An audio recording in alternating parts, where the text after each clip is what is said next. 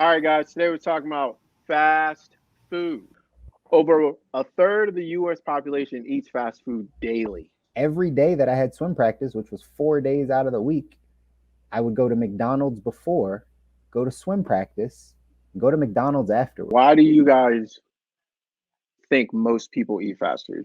Convenience of time, convenience of price. At the end of the day, I feel like everybody just wants quick and easy. Food is a drug, right? To counterbalance that, we've got to push against. We got to go the other way.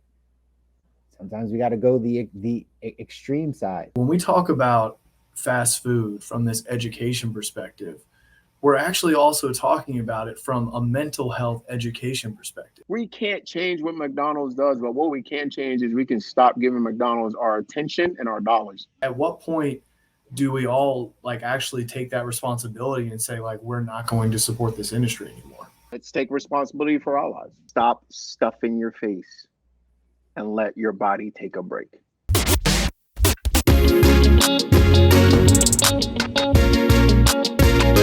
Welcome to the Good Life. All right, everybody. Welcome back.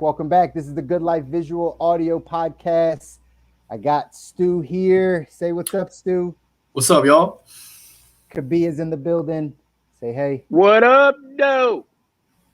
And as always, I'm Chris. Guys, we're back another night diving into how to design your life with extraordinary health, wealth, and mindset. Again, find us everywhere you listen or watch your podcast. Go ahead and share with a friend, whether it's on YouTube, Spotify, Apple Music, doesn't matter. We are there, and we want to get this to our listeners. So got another good one for you today.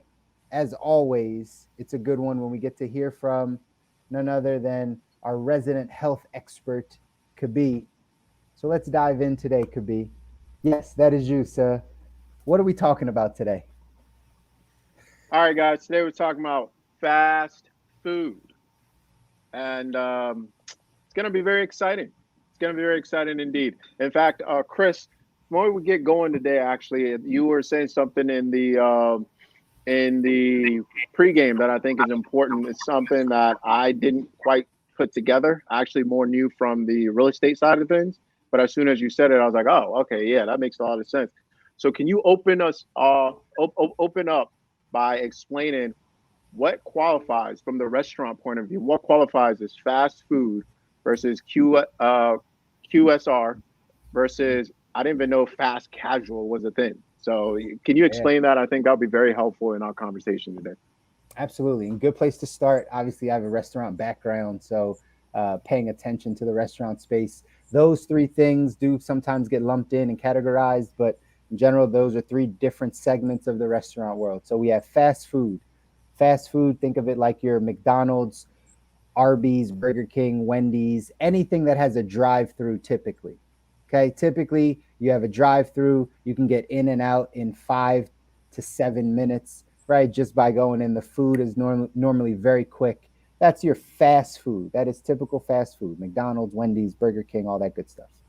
The next step up, you have QSR, quick service restaurants. Okay, quick service restaurants, these are your Chipotle's, your Qdoba's, Subway, anybody that makes sandwiches. It's that build your own model, right? Like think of Subway, you go to Subway, you pick what you want on the menu, you see them make it in front of you, they wrap it up, they give it to you, you go.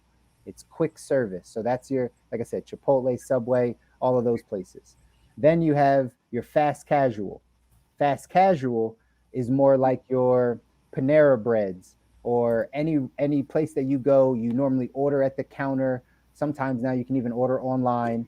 They give you like a little number for your table, or some type of, I don't know, pager or something like that. You can put that on your table, then they bring your food out to you in 5-10 minutes, and you normally eat it there. You know, sometimes people take it to go, but that's how you break those things down. You have fast food, you have QSR, you have fast casual.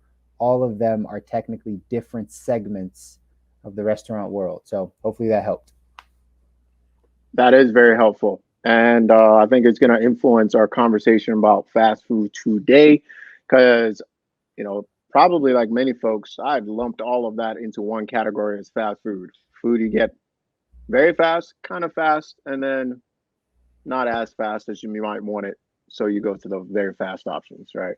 So I think would have probably influenced this a lot better and would have made this conversation a lot better is to hear from folks what they want to know from the health perspective about fast food.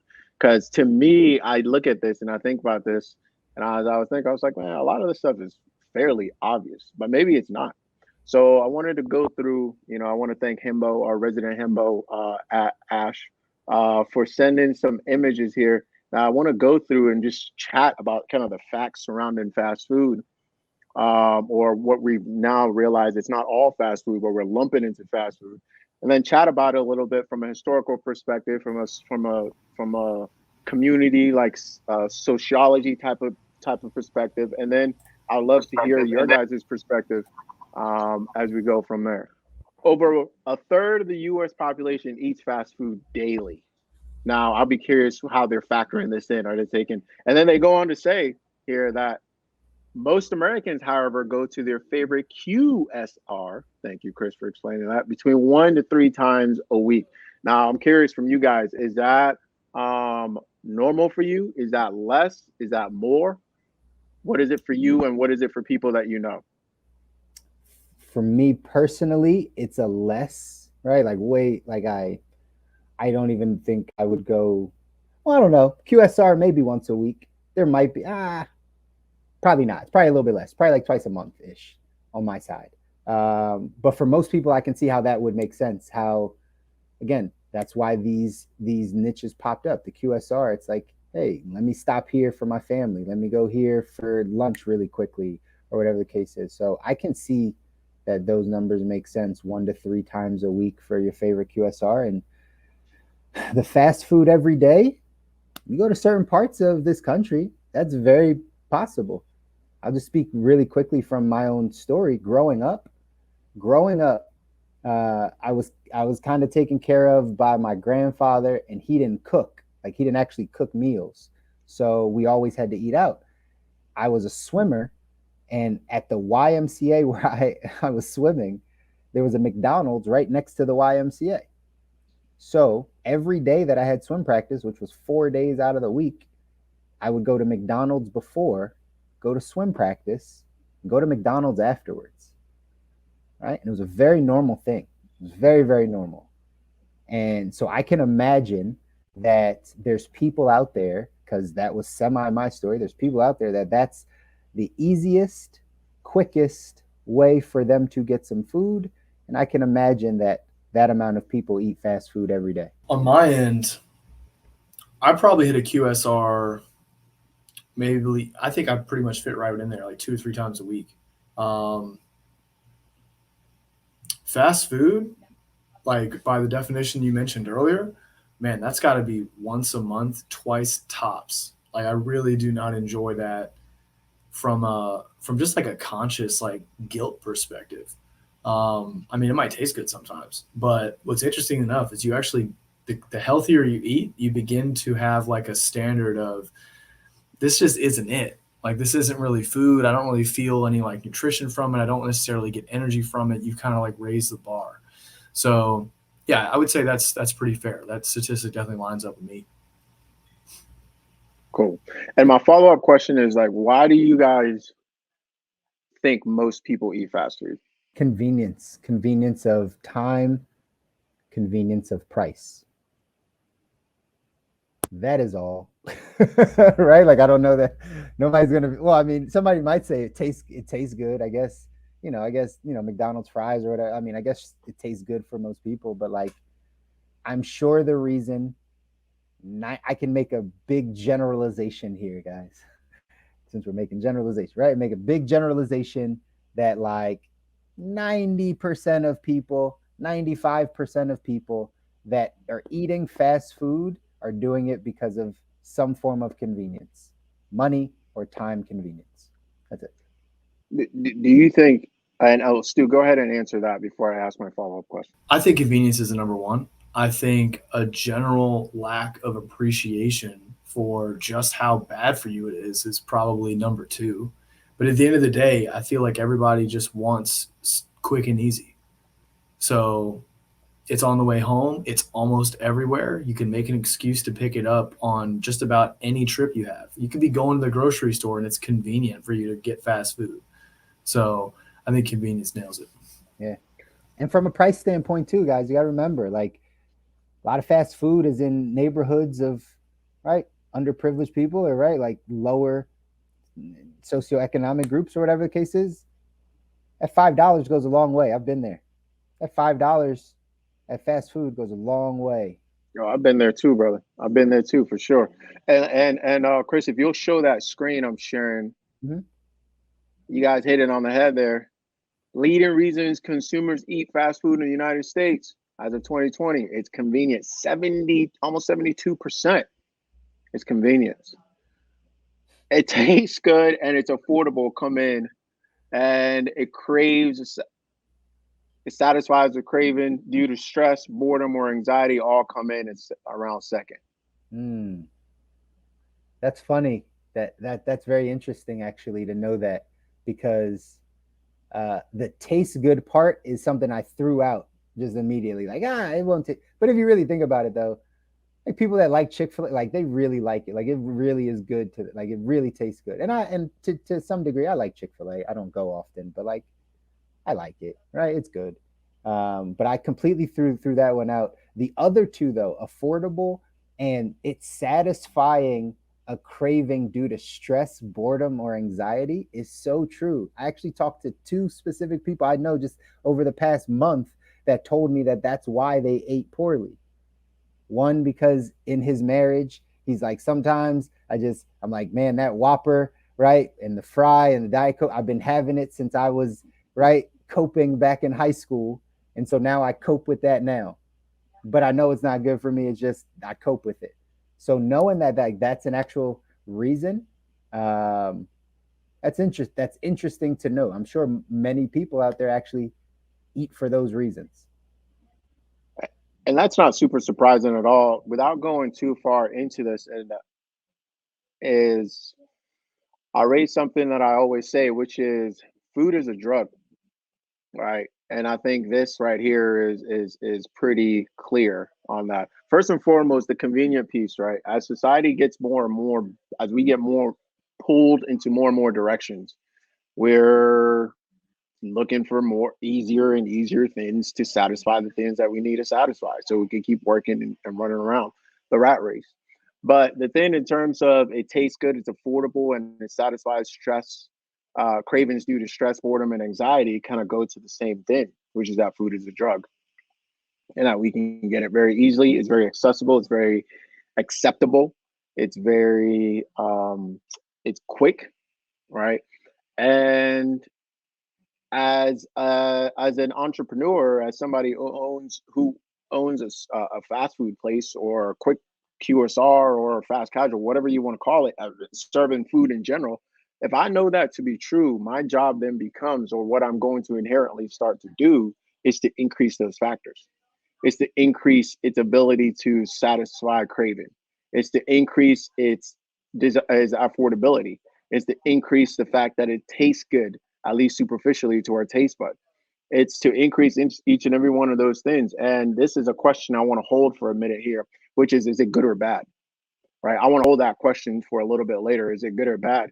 Because I've kind of shifted on this a little bit. And the more I think about it, like how can you say it's bad? Right? We it's certainly very difficult to say it's good, but how can we also say it's bad? In the sense of, if I own a business and my job is to sell more widgets, and me improving the sellability, right, of that widget, how does that make me a bad person, especially, or how does that make what I'm doing a bad thing? But let's be clear, that is what's happening, right? From the pictures that are used to sold us things, to sell us these things, from the smell and the odors that are used to sell us these things, from the names that are used to sell us these things, right? When was the last time you saw a chicken sandwich that wasn't crispy that sold? It's always crispy, and if it's crispy with a K, it sells even more, right? So, you know, when you look at these things and you start to go, and we've shifted, right? We shifted from burgers. That was the thing, man. Nice burger, a char grilled burger. And then we started to, when that went out of style, well, people weren't buying this as much anymore. And then we shifted. Chicken is the new burger, right? People will go for a chicken. Why? Because it still tastes good. It still affordable. It still satisfies all the same thing, but it's healthier, right? So not only they just sell us that, but then they also come back and sell us the idea that like, oh wait, yeah, we know all these studies that come out that say all these things, but we made it better. We're not frying the chicken anymore. We're fried grilling it, right? We're fried grilling it, right? So you know, and then the blame gets shifted to the corporation. The blame gets shifted to the faceless corporations. Oh, they're so bad. They don't care about us. Da, da, da, da, da. Yeah, fair enough. But who's forcing you to eat that food? Who's holding that gun to your head and telling you, hey, you must eat that food? Well, it's the only thing you have. Da, da, da, da.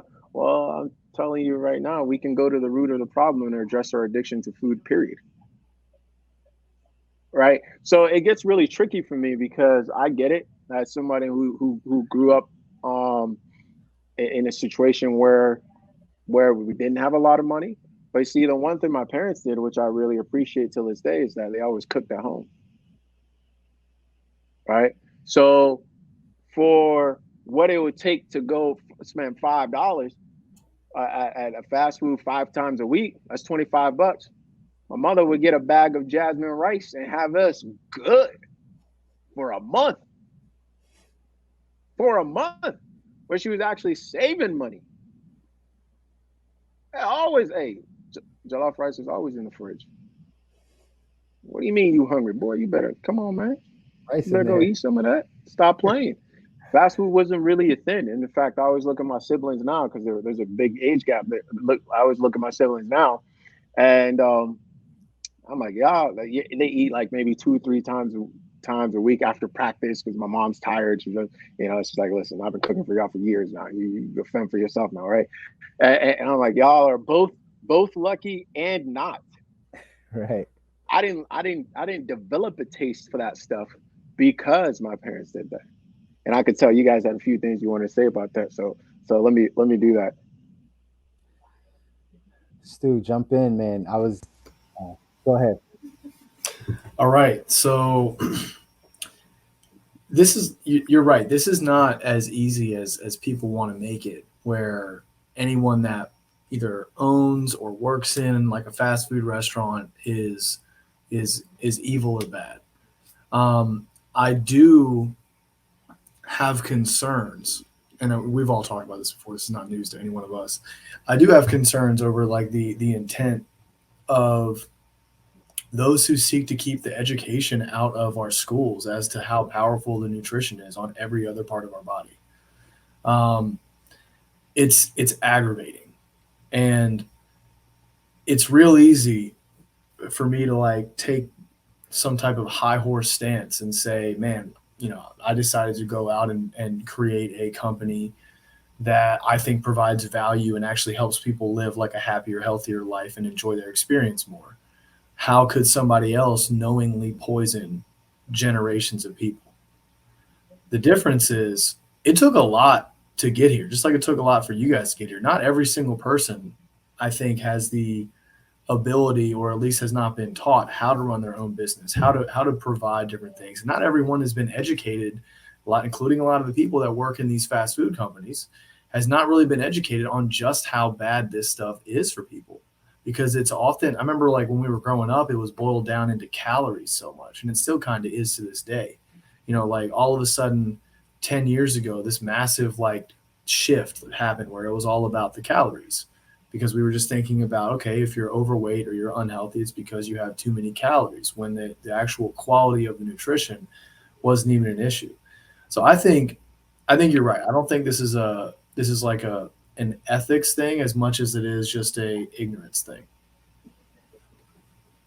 And let me run. I just want to rapid fire some facts at you guys before we keep going, because this is going to go down a conversation of like, morality, ethics, of like advertisement, of like parenting, even of like whose responsibility is it? It's yours, by the way. Um, hate to spoil it for you guys, but let me rapid fire this at you before we go down that road. Okay, so let's share this here again. So rapid fire here. Fast food facts. 2021 total advertising by fast food restaurants in 2019, 5 billion. Right now, we all know there's a whole lot of issues when it comes to advertisement and what they're advertising, and what we're buying and being influenced to as a result of the day. But again, whose fault is it? Like, they run a business. That's what they do. Like, I fight. I'm tough. That's tough. That's tough, right? Fast food ads disproportionately target Black and Hispanic youth. I don't know. I don't know. That's tough. Listen, I might be a little after this. Y'all may not like me, but I still think it's your responsibility, my friend. All right, let's keep going here. Um, so it's estimated that in the course of an adult American's life, they will spend around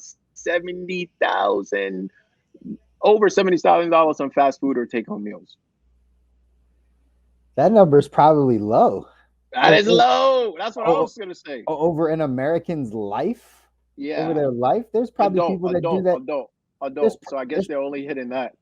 Wait, hold on. Hold that. Let me finish with the rapid fire. Children who are exposed to television ads for fast food had a 30% higher likelihood of eating the advertised food, say fast food advertising statistic.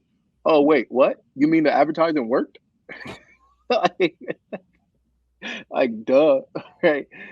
Around 80% of fast food consumed by children comes from McDonald's. Wow, McDonald's, you're doing a great job. I should buy one of those franchises, right? Then are you a part of the problem or a part of the solution, right?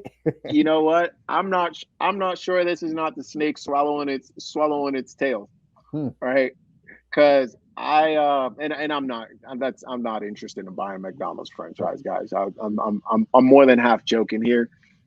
Because I think, and we'll, again, let me finish rapid fire before we go into this. But who needs a chart to tell them this? Like, am I out of line for saying that? Who needs a chart to tell you that, you know what, if you're putting this in your body, and this is, I think, the key that might be missing from the conversation, consistently at a high level, right? I don't think you're going to eat one Big Mac and it's going to end your life. That's not what we're talking about here. We're talking about people who are eating a Big Mac every day, every other day, consistently, right? Supersize Me ate fast food every day for every meal, right? There's a difference. So, I think a lot of people probably expect me to get on here and like stand on my soapbox and preach a whole bunch of this stuff in here, like, these guys are terrible and da da da da da. I just don't feel that way. I don't feel that way because I think there's enough information out there. Like, if you choose to ignore the information, that's on you. That's on you. Like, we shouldn't be having a conversation about whether or not you should eat. Like, when people ask me, how many times can I eat? Da, da, da, da. Wait, what? That's what you're concerned about? How many times you can eat it? So, how many times can I walk through the valley of the shadow of death and not be harmed? What are you talking about? 2.5. Be careful about the third one. What are we talking about? You know what I mean? So, and this right here, this might be more of like the advertisement type of conversation of like, there's very few people on this earth. This to me, 10 companies control more than 50 brands here. This to me is like, you haven't gone high enough. Keep going up, and we might end up with one. All right, keep going high enough, we might end up with one. So you haven't gone high enough, right? And by the way, this happens with banks, right? This happens with media. This happens with education. This happens with everything. So at what point in time do we start taking responsibility for our own lives? And we're just looking for people to blame. Well, it's McDonald's fault. right? It's McDonald's the spot that my kids are. No, it's your fault for driving your kids to McDonald's every day, right? It's your fault for sitting your kid in front of the television so they can be hypnotized by McDonald's every day and then bug you about it, and then you give in and then take it to them. At some point, we can't change what McDonald's does, but what we can change is we can stop giving McDonald's our attention and our dollars. We can stop. That is a thing we can actually stop doing. Well, there's no good places to around me. Da da da da da. What do you mean? If that's truly the case, go ahead and hit me up, and maybe we can figure something out. Let's look at a map, see where you are. Let's figure out something. There's food desert all over the place. That is not the majority of the problem. There's people that have a grocery store right there that will drive right past the grocery store. That's what I'm talking about. They'll drive right past the grocery store to go to McDonald's. Those are the people I'm talking about. If there truly is a situation where it's like, this is all I have, fine. If this is all you have, then you're probably going to be forced to fast quite a bit too, which, by the way, may not be bad. I remember, and people, where am I saying this from? I remember growing up, there's periods of time where my friends and I would we would take naps because there was nothing to eat. And it was easier to sleep than to be awake hungry. So I'm not like making fun of anybody, or like, I'm not insensitive to the fact that this doesn't happen. All right. But guess what? We were pretty healthy kids. We were a little skinny, but we were pretty healthy kids. Right? We definitely weren't eating 10 Big Macs. Where are you getting that? Where are you getting that? We would take naps. This was a thing. You would take naps. Right? So, I think we're quick in this society to look for things and people and whatever to blame. But the thing is that you don't have access to make those changes. You don't. What are we going to do? Strike McDonald's? Are we going to go protest? Black people still getting shot in the streets, guys. Still happening. Just not on TV. Still happening. Right? I digress. I'm gonna let y'all finish. But I just want you to know this is still happening. Like these like shows of like this is what I stand for. Great. Who's that for? Is that for you, or is that for? That's for. I was just talking about this with somebody the other day. I was like, how long have we been collecting money for cancer? How long have we been trying to feed kids in Africa? How long have we been trying to like all of these major causes that people go out there and stand on soapboxes for? What difference have we actually made? If you look at the numbers, and double check me on this if you're watching this from somewhere, if you look at any of those, pick any one of those things, any one of them, pick any one of them and look up the numbers from them. Have we improved or not? My money, because I can actually gamble. I'm not on NFL and I'm not gambling on sports. My money is on, we've gotten worse in every single category, every single one. So let's try a different approach. Let's take responsibility for our lives. That's it. Now let's go back to the conversation. Let me stop sharing this.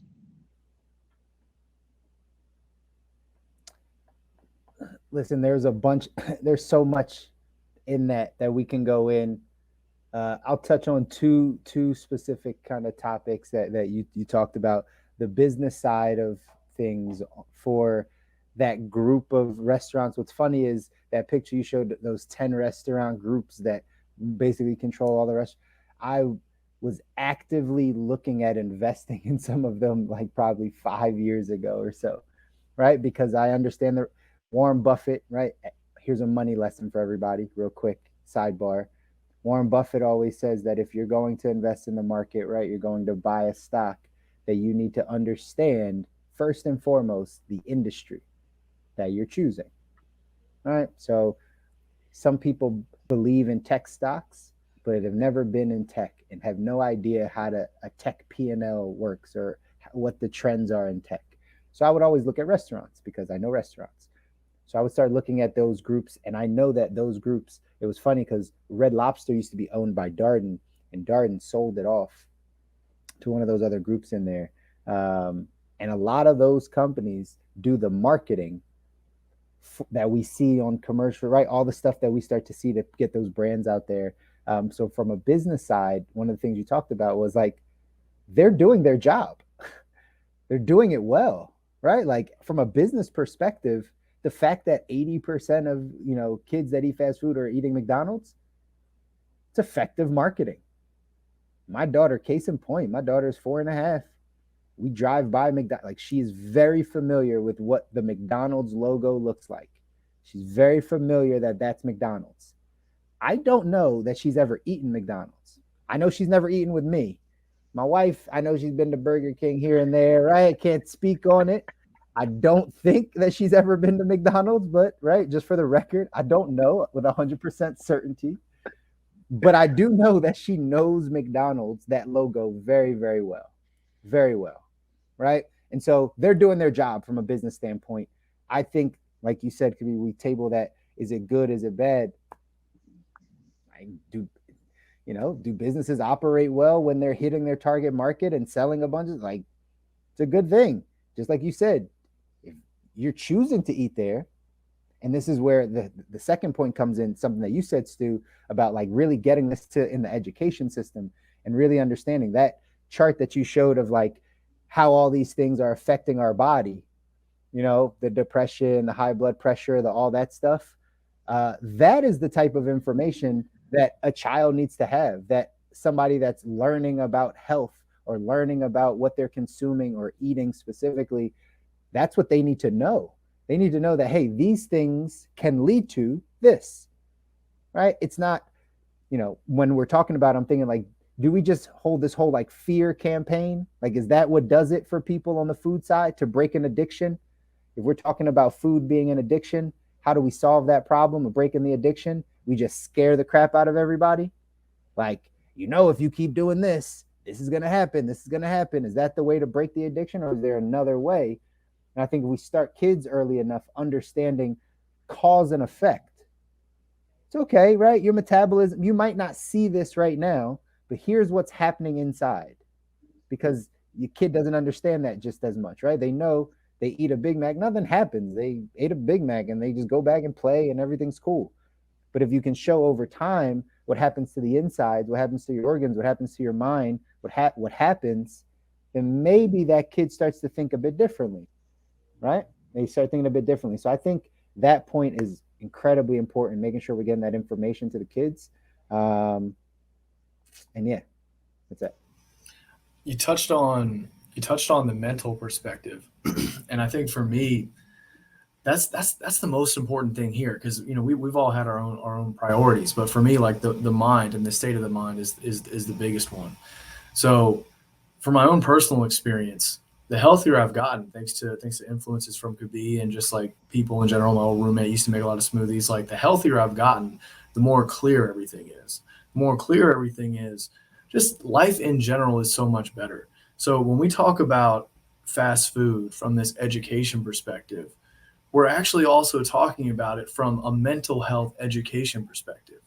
This is not just like when we thought about Supersize Me growing up in elementary school, it was all about how big am I? And obviously there's the heart disease and there's the physical things that go into it. But I feel like this always gets so overplayed, or just underplayed, excuse me. Why is this not brought up more? And I saw this thing last week. I don't know how factual it is, but I saw this thing, Seaspiracy, where it really went into all the details on just how much we are ruining the world because of our fishing industry. We'll probably all get canceled now.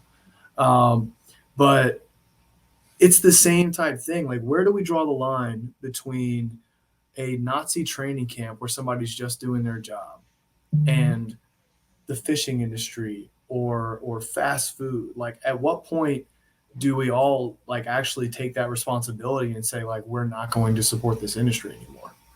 So I always find this tough. It's very, who are we to judge what's right and wrong about how other people live their lives? Because theoretically, there was a point in time where, and I still grapple with this: is the purpose of my life to just have fun and enjoy the experience, or is the purpose of my life to provide value to others?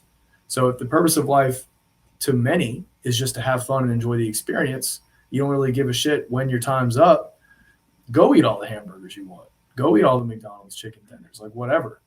But I'm curious, like, if the majority of the planet could come together and figure out, like, what do we overall kind of think our purpose is? What are we supposed to be doing here? If we're supposed to be providing value and mental clarity and giving people a chance to make decisions for themselves, then shouldn't education be a priority? Shouldn't all of these things that get in the way of mental clarity and longevity of our planet cease to exist?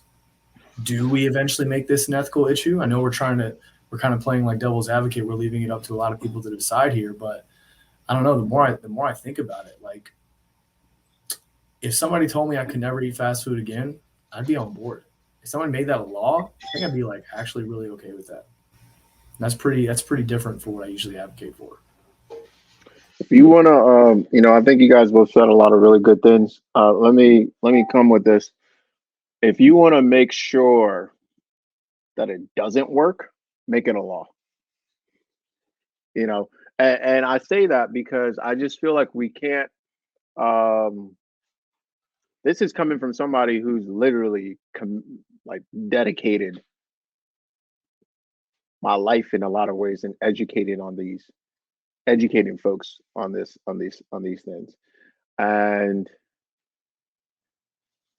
I've been humbled along the way.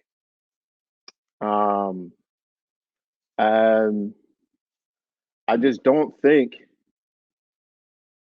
we can't solve these problems with the same level of thinking that we used to create them. We just can't. We've tried it over and over and over and over again. And if you want to tell people, if you want to make sure somebody goes out there and does exactly that, tell them, hey, don't do that. Right. And putting it through the education system in and of itself there's a lot of issues there. This is also somebody who's worked in the education system. Right. So I'm coming from a perspective where I've seen it from educating people through my own private business in health for over a decade now. Right. And then going into the education system to try to teach folks. It's like you almost have to let people actually experience something we all agree on, which is free choice. You almost just have to let them do it.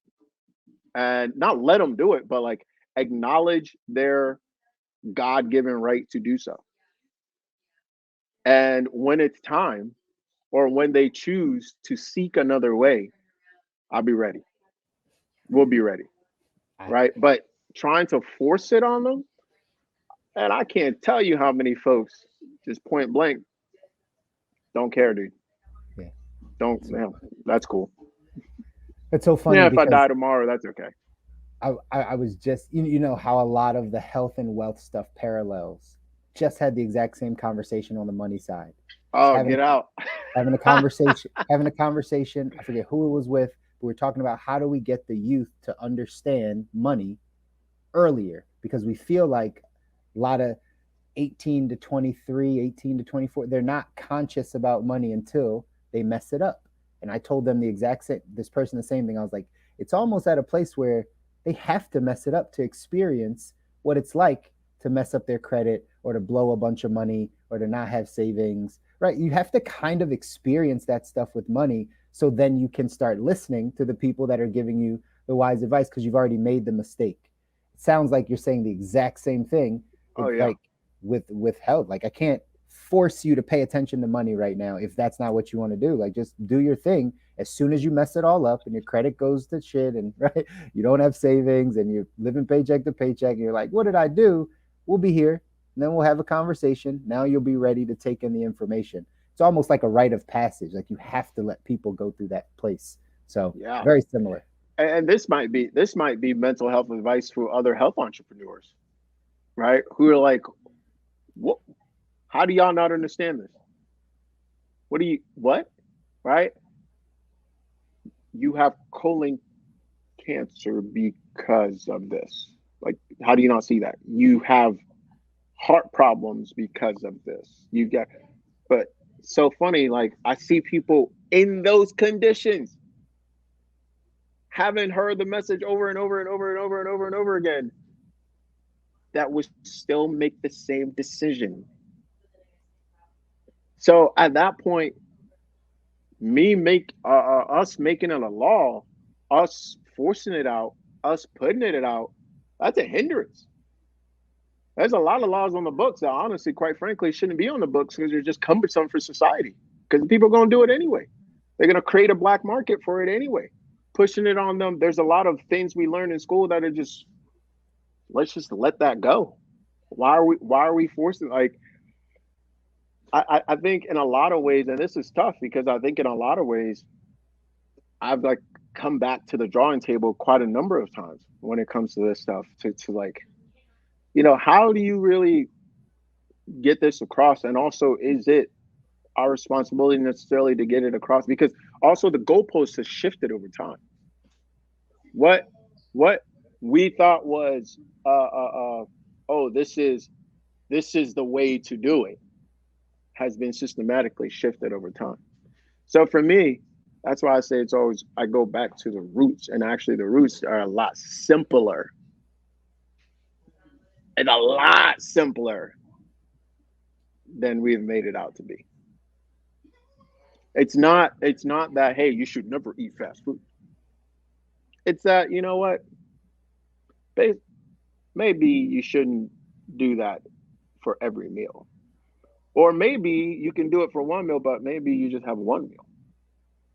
So I have this, and I'm talking about this in my book coming out here pretty soon, is that I actually think the opposite, or the antidote to a lot of these eating issues, is to consistently take breaks from eating. Is to systematically, consistently actually just take a step back for a second, right? Or fast. I actually think that what is the opposite of day? It's night. We need both to bring harmony. We have yang. We need both to have harmony. We have good, bad. We need both to have harmony. We have, no, I really actually think there's a role for both to play, positive, negative. There's a role for both of them to play. And I think when I go on this like rage of like, it must be this one way, I eventually am out of harmony. And I may be causing more harm than good. So, I really think a lot of this stuff really comes down to balance. Quite frankly, there's some folks that you want to go out guns blazing. It's your right, buddy. Do we make all of this available to you? Absolutely. That's why there's people like me out here. People like you guys out here putting out the stuff as to how to counterbalance. Not necessarily that this is the way to do it, but if you so choose, if you feel you're out of harmony, if you feel you're out of balance, if you feel and y'all know, I think both of those are two different things, but if you feel you're out of harmony, here is a way for you to bring back harmony into your life, if you so choose. Some would hear that and choose like, nah, I'm good.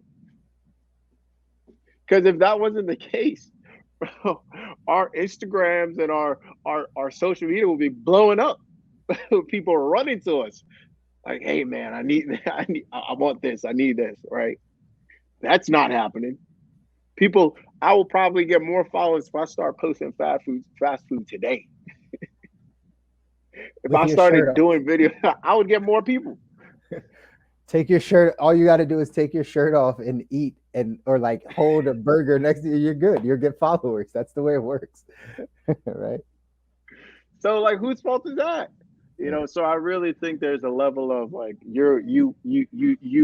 we have to at some point in time say, hey, listen, I own all my decisions. Back to the key. Back to ownership, right? Common theme. We always bring it back out at some point. get to that good life, to get to the life you're designing, you got to own all parts of your life. You can't succumb. We've had these conversations so many times on the good life on this podcast, guys. But like, once you get the information, it's up to you to make these decisions. Make decisions pointing you in the direction of where you want to go. So once you get new information, you have to make new decisions. Once you get information that's going to benefit your life, like you have to make changes, and you have to take ownership of that. If the thing that I've struggled with before meeting Kobi, but now I understand it, like, is that thing that you said today, that food is an addiction. Like, we have an addiction to food. If anyone knows anyone that has addiction, like an actual drug addiction, alcohol, right? Like anything, any type of addiction, that it's kind of like not in their control at a certain point, right? It's gotten too far. It's like, it's way out. It's an addiction. That's how far as a society we are with food. That's really how far we are. And like Kobi said, to counterbalance that, we've got to push against. We got to go the other way. Sometimes we got to go the extreme side, but we got to go the other way. Got to go to rehab. Right? You got to go to rehab. And I hear so many trainers and people out here who are putting out information like, it's really extreme. Like, you don't need to do that. Like, what do you say to that? Honestly, what do you say to that? Like, that's a real. Guys, help me out here. What do you say to that? That's super extreme. Like, you don't really need to do it. What do you mean? Do you see the situation we're in? What do you mean it's super extreme? The situation we're in is extreme. What do you say to that? I think for me personally, like, when someone takes a stance like that, have you ever tried it? Or are you just speaking from this fear-based ignorant stance? If you're going to say you can't do that, that's never an option. Like, there's no fasting from this. Have you ever tried it? How can you call yourself an expert that just blatantly disregards alternative thinking without ever having sampled it? Yeah, and there's so much of that out there too. There's so much of that, of people just being like, and again, where people say, "Oh, that's extreme," it's because they're okay living comfortable in this little bubble. Like, they're in the matrix, right? Like, they're in it. So they don't understand how far deep they're in it, or how far gone they are, or as a society, how far gone we are, right? Like, in this one area. So that's why they say those types of things. Yeah. Guys, I want to, provide some sort of summary type clip here for folks. You're like, give me the answer. All right. If you're looking for the answer, you came to the wrong place, because we're going to make you think. All right. We got to can you guys hear me? Okay, cool. We're going to make you think. Okay. So, but a few things I'll throw out there that I think is pretty universal, is eat local, eat seasonal, eat what you need, not more. Right. And if you don't feel good, stop stuffing your face and let your body take a break. That's it. That's the clip. That's it. But like, that's such a big point. Like, I'll let that mic, right? I'll let that what's that called when you like let the whatever, you guys know what I'm trying to say. The Mic sound. drop? Yeah, mic drop, but it's something like, I'll let that hum or whatever. I don't know. Anyway, but just I know. But just to that point though, how many people actually think of stopping eating when they don't feel good? That's not a common thought. No, it's not.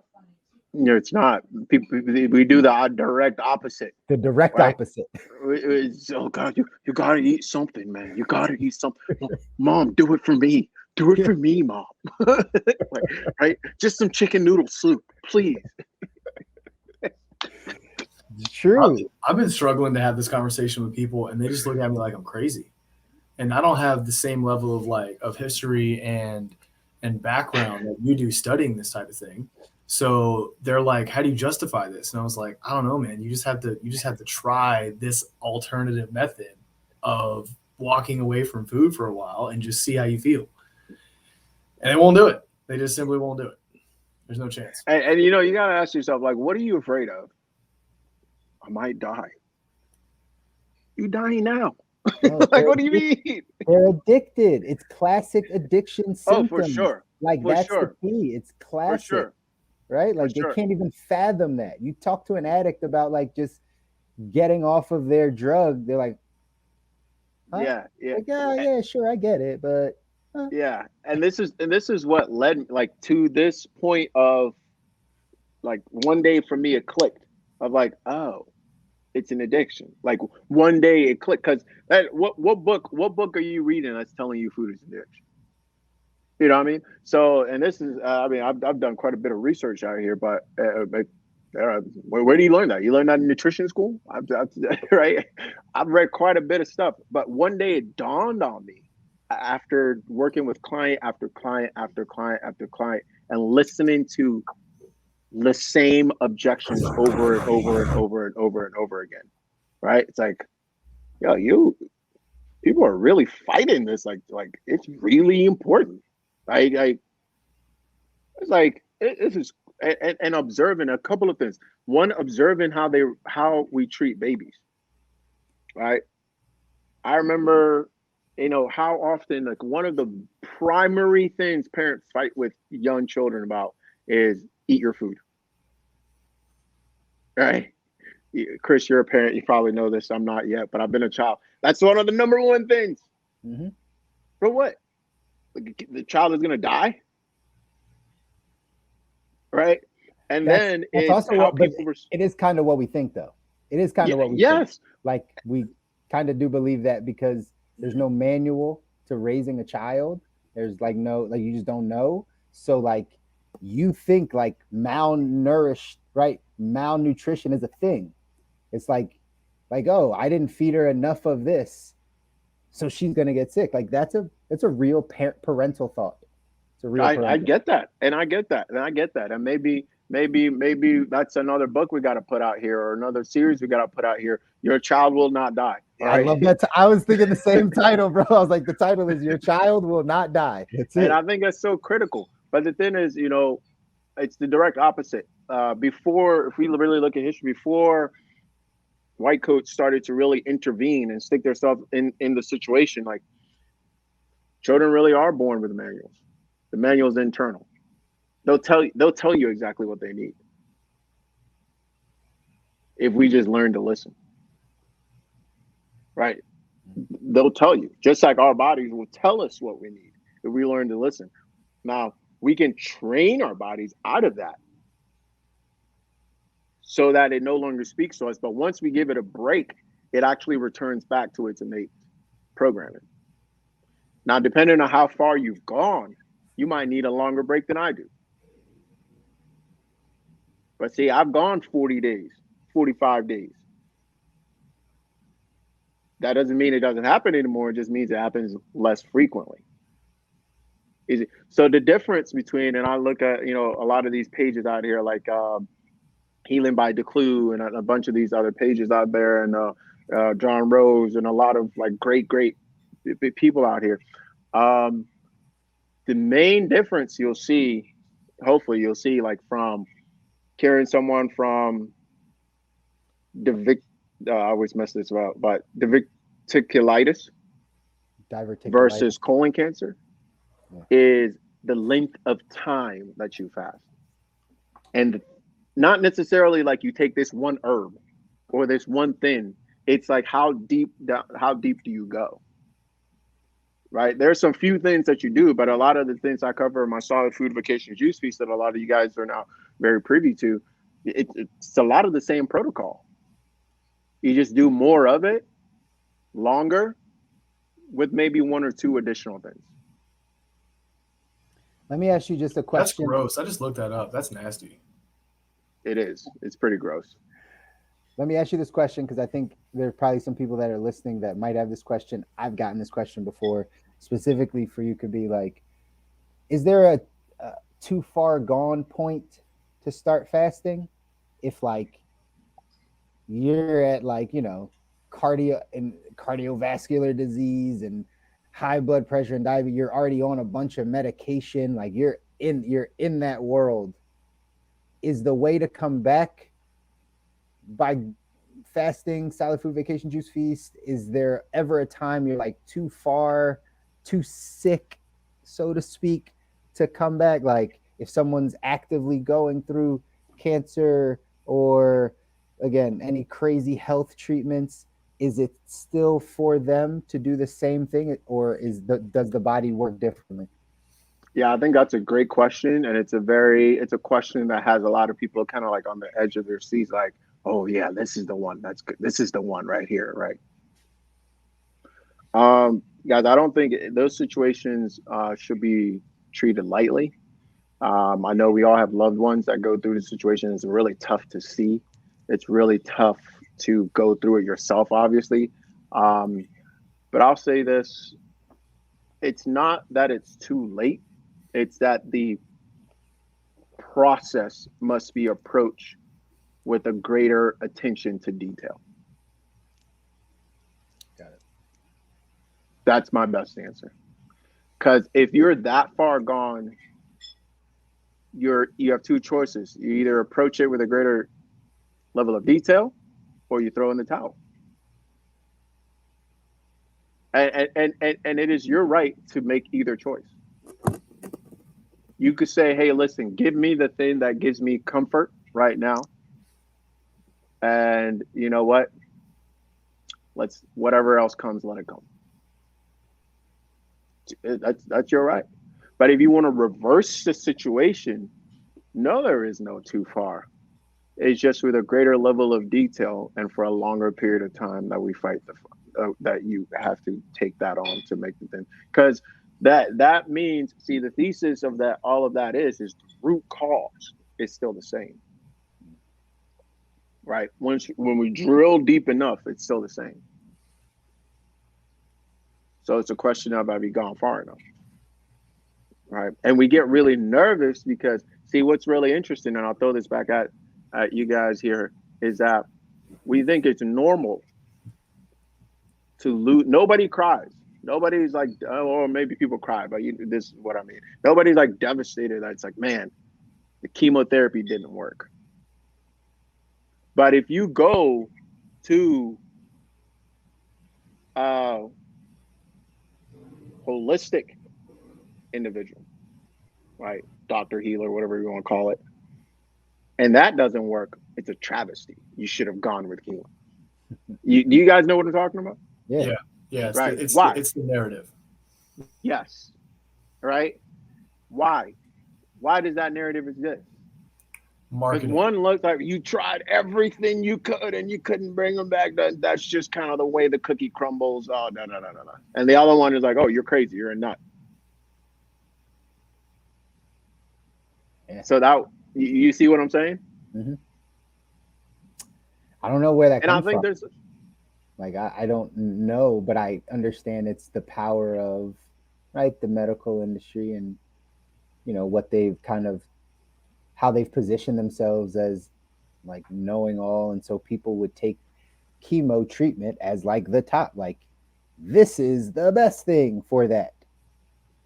But that's just because that's what the industry, right? What the medical industry, what the companies, the narrative, right? If somebody else in, maybe this is the movement, right? We say the other side, the holistic side, that the Eastern medicine side, like that side is way above the pumping poison into your body. Let's the pumping poison in your body be the second thing that maybe we think about. But maybe the first one should be, let's take care of your body, not by feeding it more chemicals and, right, poison, but by actually putting things in that come from the earth and that have healing right properties to them. But that's not the dominant narrative. Yeah, chemicals to offset chemicals. And, you know, as you guys were both talking about this, I was thinking about it from more of the mental side. So I've got a lot of clients, well, maybe not a lot, but a good portion of my clients are on some type of like mental health medication. So we're sitting here trying to figure out how can you lead a prosperous, enjoyable, clear life when they can rattle off anywhere from 1 to 4 different medications that they're on that are continuously messing up the chemicals that are happening. And it just reminds me of the same thing. Like, you're not, like you say, Kobi, you're not going to the root. Like, there's something else wrong. You introducing more chemicals to offset other chemicals doesn't seem like a solution. It might prop the tracks up so you can keep the whole thing moving. But I've been on the clients I have that are more stable on like maybe one medication. We'll have conversations like, hey, and I always have to say this, I'm not a psychiatrist, I'm not a doctor, but have you considered, now that you're at a better stage, weaning yourself off of this? And what I struggle with is the individuals that have like 4 or 5 medications because they had a psychotic episode. How do you begin to talk to a family that has been through such a crazy moment, and now the child is on so many different medications that, from a parental standpoint, based on the narrative, based on how they've been educated, walking away from the mainstream path of giving these individuals chemicals, if something goes wrong, they can't live with themselves. There's no alternative mentioned to them on how you could probably help your mental health by diet and exercise. Like, we will make you diet and exercise to the same degree we will make you take this pill. But that doesn't happen. There's this thing where a lot of families get hung up on motivation for their kids. Like, well, they don't have any motivation. Well, they need to learn, or you need to like force them to show and experience, like, if you do not take care of yourself in reasons X, Y, and Z, you're not going to have mental health. You're just not. It's going to be unattainable for you. So I'm speaking pretty generally right there, but I thought it was interesting the parallels that got brought up between the mental and the physical. For sure. And I'll say this, not everyone is my client. Not everyone is my patient. And that's okay. Not everyone should, can, and will be saved. And that's okay. There's nothing wrong with that. Right. So that's something that honestly pretty recently became clear to me. Not everybody wants to live that type of lifestyle. That's okay. There's nothing wrong with that. Right? Not everybody should anything, be it in a particular way. And I think that's really tough when something has worked for me and others that I've seen, to put that out there. That's a tough statement to get comfortable with. But I think as practitioners, we have to get comfortable with that. As coaches, mentors, practitioners, people who are doing this work, like, you have to get comfortable with that, because that's truth right there. And also that it's not one or the other. It could be both. And what I mean by that is it's not preventative or acute care. It could be both. Right? It could be, hey, acute care to alleviate the pain as of now, but let's not ignore that the fact that the pain was information for us to actually take certain action, not just focus on alleviation of the pain. Right? So it's we kind of stop too soon. We could use both. A lot of people come, are you against this, that, and the third, da da da. Yes, because in a lot of situations that I've seen, we're using it as a crutch, and we're not actually going to the source. Am I saying there's no place for it? Not at all. That's not what I'm saying. Am I saying that one is better than the other? Not at all. In this particular context, we're over relying on this one method and not enough on the other. So our yin and yang is out of whack. So to rebalance and to rebring harmony, we got to refocus or bring in more of this. We're too hot. We need to be a little cool. Right? But we might go to other part of the world where they're too cool. They need to be a little hotter. Yeah, see what I'm saying? There's certain societies on this earth that we could say, hey, listen, y'all need a little bit of what these folks are talking about over here. And then the other groups, it's like, oh no, y'all need a little bit more of this. And that ultimately comes down to the individual to make that decision for themselves, or society or group or whatever it is, if that's possible. But typically it isn't. Typically it comes down to the individual. That's huge. I second that 1,000%. Comes down to the individual. Back to taking ownership. You want to improve something, you want to change something, take ownership of it, right? Get the information, then start applying it. Same story across all different types of topics. Same exact thesis, guys. Got to take ownership of your life. Got to make better decisions. You got to get informed and then make better decisions to get you to design the life that you want. That's the ultimate goal of what we're talking about here. Designing your ideal life, the life that you want. This is what you got to do. So that's it for me. That's it for me, guys. Perfect. Well, that's it for us today. If you guys like what you heard, subscribe, smash that like button. Tune in next Monday for another good one. And share with someone that would either love or hate this episode, because all press is good press. Until next time, keep living the good life. Later, guys.